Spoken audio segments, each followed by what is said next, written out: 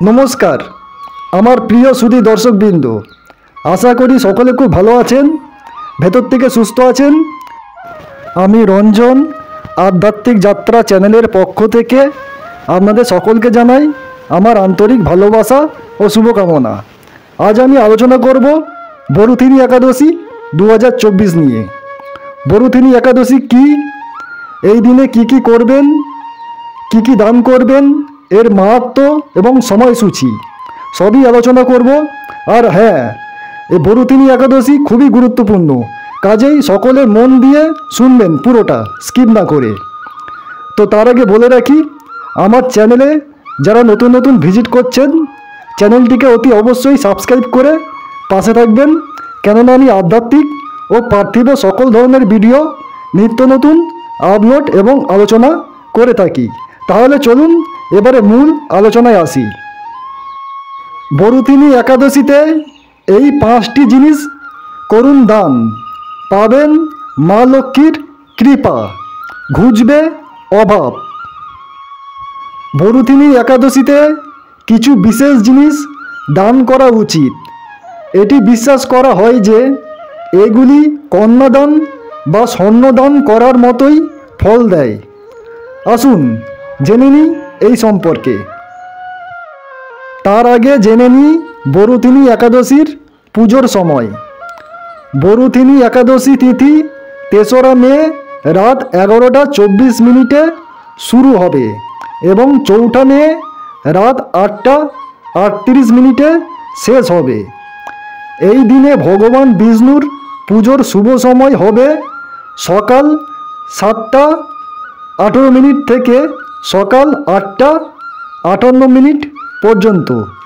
Hindu calendar অনুসারে বরুথিনী একাদশীর দিনে ত্রিপুষ্কর যোগ, ইন্দ্রযোগ এবং বৈধৃতি যোগ গঠনের কারণে এই তারিখটিকে শুভ বলে মনে করা হয়।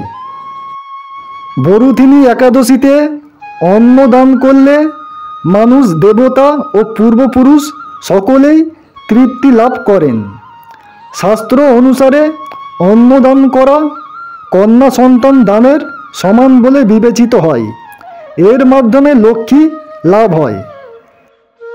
বরুথিনী একাদশীতে জল ভর্তি মাটির পাত্র দান করা শ্রেষ্ঠ বলে বিবেচিত হয়, অথবা পথচারীদের জল দিন।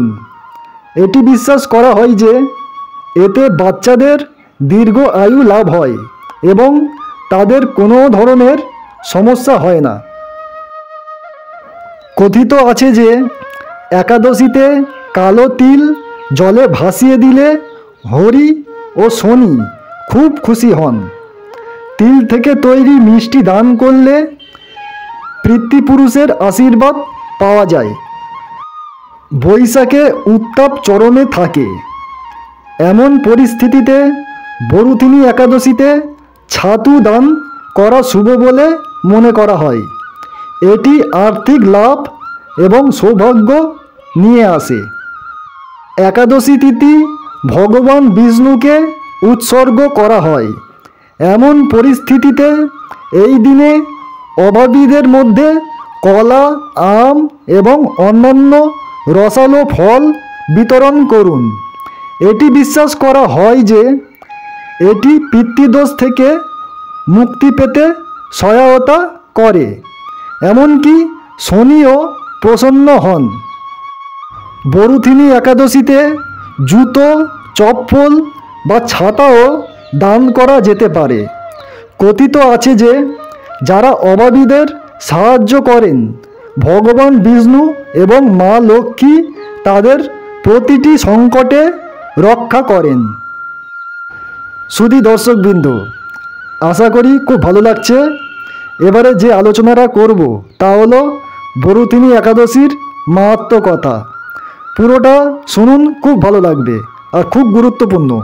শুনুন পুরোটা। মান্যতা রয়েছে বরুথিনী একাদশীর কারণে স্বর্গলাভ করেছিলেন রাজা মান্ধাতা। ঐতিহাসিক তত্ত্ব অনুসারে নর্মদা নদীর তীরে একটি রাজ্য ছিল, যার রাজা ছিলেন মান্ধাতা।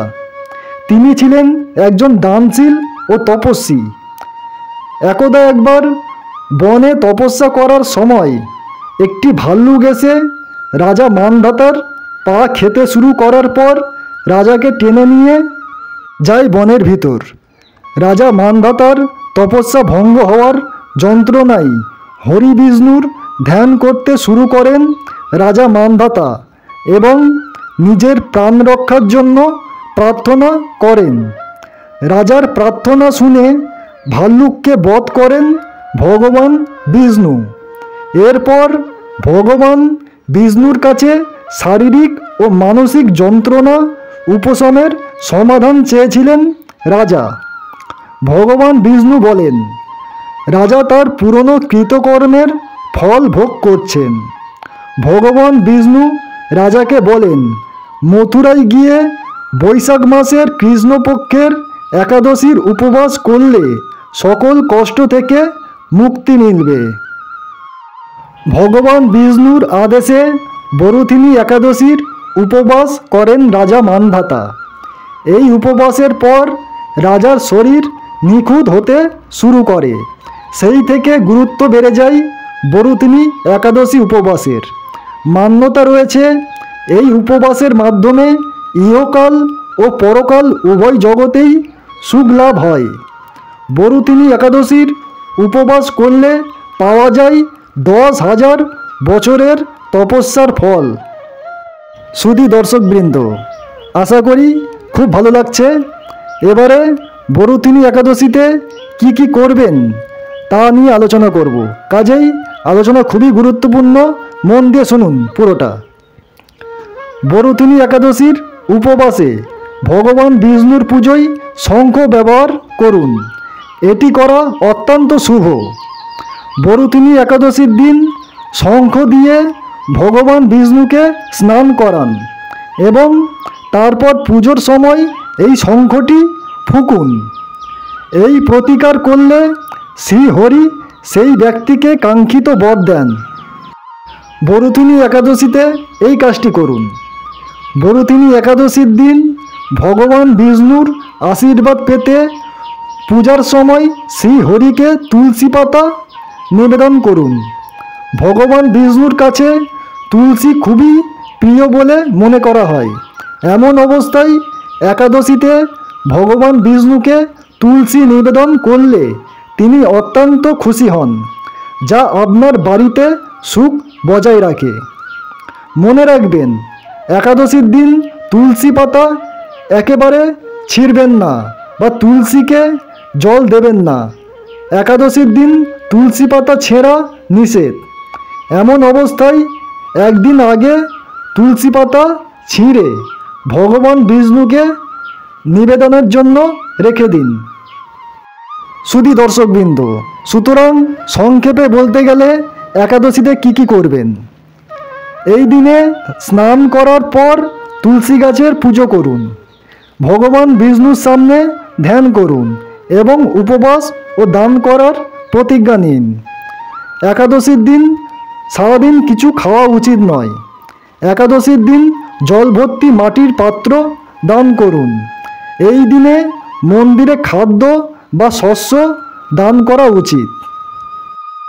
আশা করি ভিডিওটির মাধ্যমে আপনারা সমৃদ্ধ হয়েছেন এবং ভিডিওটিকে ভালো লাগলে অতি অবশ্যই লাইক, কমেন্ট, শেয়ার করবেন। আর আমি চাইব আপনারা সকলেই বরুথিনী একাদশী পালন করুন, এর শুভ ফল অবশ্যই পাবেন। আর ভিডিওটিকে যত পারেন আপনাদের আত্মীয় পরিজন, বন্ধুবান্ধবদের মাঝে শেয়ার করবেন, যাতে তারাও লাভবান এবং উপকৃত হতে পারেন। আর হ্যাঁ, চ্যানেলটিকে অতি অবশ্যই সাবস্ক্রাইব করে রাখবেন, কেননা আমি আধ্যাত্মিক ও পার্থিব সকল ধরনের বিষয়ের উপরে ভিডিও বানাই এবং আলোচনা করে থাকি। তো আপডেট পেতে থাকবেন। তাহলে আজকের মতন এই পর্যন্ত। সকলে খুব ভালো থাকবেন, সুস্থ থাকবেন, সুখে থাকবেন। টাটা, বিদায় জানালাম।